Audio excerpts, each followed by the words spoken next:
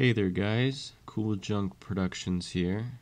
Wanted to go over this replication I made and also the project file. It's an Adobe After Effects project file and I'll show you where you can download it. But first, here's an example of the effect in motion. Also, the effect loops perfectly and I'll show you how all that works. Here it is zoomed in as well so you can see it a little bit better. This effect can be applied to any photo or video. Now here's the effect toggled off so you can see what it looks like without any effects at all. A lot of little things are going on to get that effect. The main thing is this effect called CC Glass, which that'll be one of the first effects I explain. But before I go into all that, I just want to explain a term you might not know in relation to psychedelic substances such as DMT, LSD, shrooms, and so on. That term is replication. A replication is basically any attempt to recreate the visual effects of a hallucinogenic experience. The replication I created is meant to replicate the effects of a psychedelic known as AL-LAD. There are loads of replications that have been made, and this is a subreddit devoted to sharing these replications. Usually you can read the title to find out what the replication is modeled after. You can also read the comments. Both of these replications are modeled after LSD. Now I'm going to move on to the tutorial. There's a project file for download in the video description. This will take you to Mediafire. Then just import your media as you normally would and drop it underneath the adjustment layer 1. Now if you want to tweak the settings a little, maybe make the effect more subtle, I'm going to go into how all the effects work. So the motion primarily comes from this light. And I'm going to do Control-Shift-H to show that path. That toggled back on all my layer control overlays.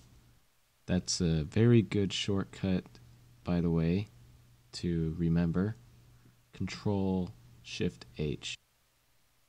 And you can see those keyframes in the timeline, those 4. And you may also see a function below that. I'll go into a more detailed description of what that does exactly, but first I want to point out another feature of this light, which is to provide a sort of pinkish tint. This is just under the light options, and the reason I'm even bothering with this is because the substance provides a kind of pinkish hue, but you can change that to whatever you like, maybe white, but that's all back to normal now. And that's about it for the light. The light works with another main effect, CC Glass. This effect, along with the next 3, are all in this adjustment layer. And using adjustment layers is very important. You can save a lot of time by putting your effects in there, rather than, say, directly on your media layer. Any layers below the adjustment layer will be affected by the adjustment layer. That's how it works. And now to go into the important details of the first effect, CC Glass, looking at the luminance property. So this effect will take the luminance data and allow us to modify it in different ways. Below the luminance property are 3 of those ways that we can tweak the luminance. They're a little hard to explain how exactly they work, but if you wiggle the sliders, like I'm kind of doing here with the softness slider, you can see what effect it has in the image. You can see there's less detail now, more detail now. So be sure to experiment with those on your own and just wiggle the sliders around. And now I'll go into the animation of those 2 values. I'm going to go in the timeline here, and you can see those 3 keyframes. That's for the softness. These keyframes work very similarly to how the light works. They have a loop out function. The displacement parameter uses this function as well. And to put it in simple terms, what this function does, because it's really not complicated. Imagine taking the keyframes, imagine selecting all of your keyframes, copying them, and pasting them one after the other. So you copy all of them,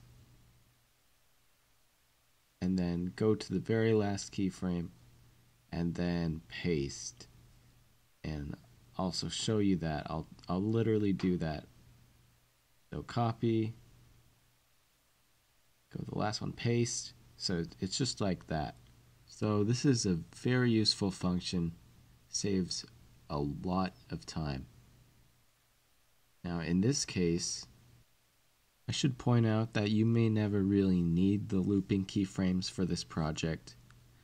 It's really if you have a video that extends beyond 3 seconds. So make sure that work region ends exactly at 3 seconds.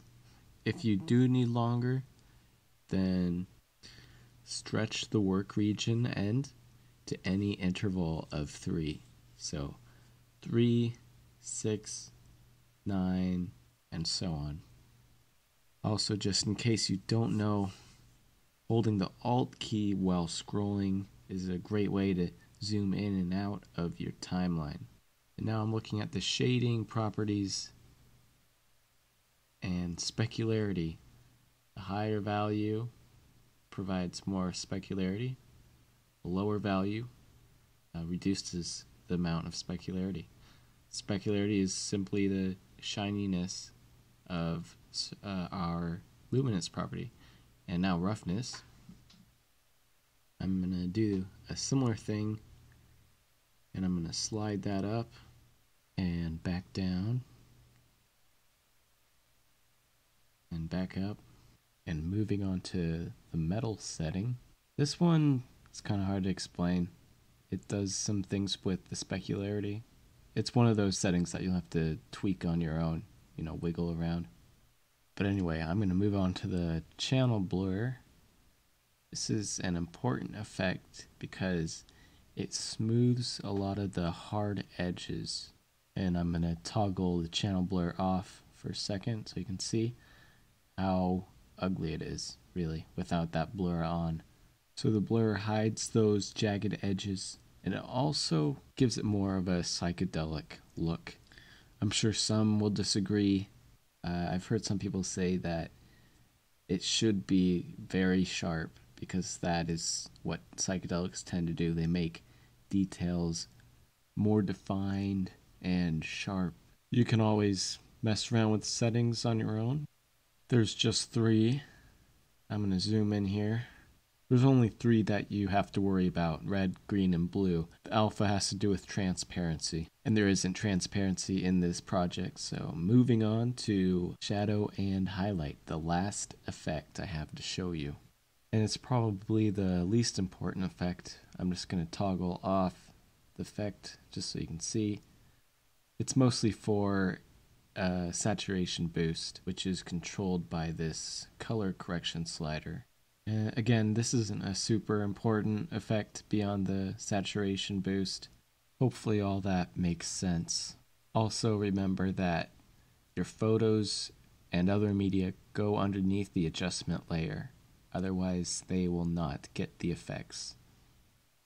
You can see here I have 3 layers below that adjustment layer. They're all turned off right now, but I'm going to turn one of them on and just show you another example. Make it full screen. Remember Control-Shift-H to hide the overlays. And I think this one turned out nicely. Typically what I'll do to each new photo that I import is modify the channel blur, and usually it's just the red channel.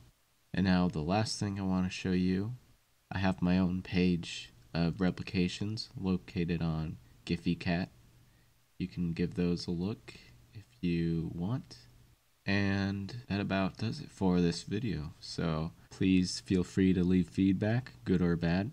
I do hope you enjoyed the video.